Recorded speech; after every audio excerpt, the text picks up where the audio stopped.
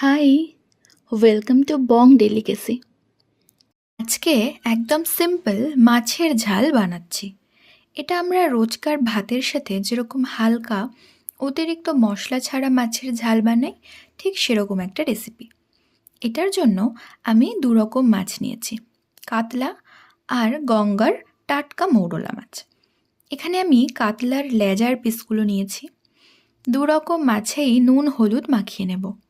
এবার তেল গরম করে প্রথমে কাতলাগুলো ভেজে নেব। একটু সময় নিয়ে ভালো করে লালচে করে ভেজে নেব।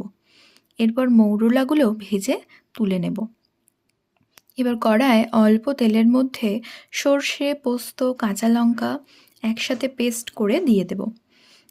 আমার এখানে পেস্টটা আগে থেকেই বানানো ছিল, আমি সেটা ইউজ করেছি। এরপর হলুদ গুঁড়ো, নুন দিয়ে নেড়ে চেড়ে জল দিয়ে দেব। ঝালটা ফুটে গেলে ভাজা মাছগুলো দিয়ে দেব। সামান্য সময় রান্না করে ধনেপাতা কুচি ও কাঁচা সর্ষের তেল ছড়িয়ে নামিয়ে নেব। আর মাঝে কয়েকটা কাঁচা লঙ্কা চিড়ে আমি দিয়ে দিয়েছিলাম। এবার শুধু গরম ভাতের সঙ্গে খাওয়ার অপেক্ষা।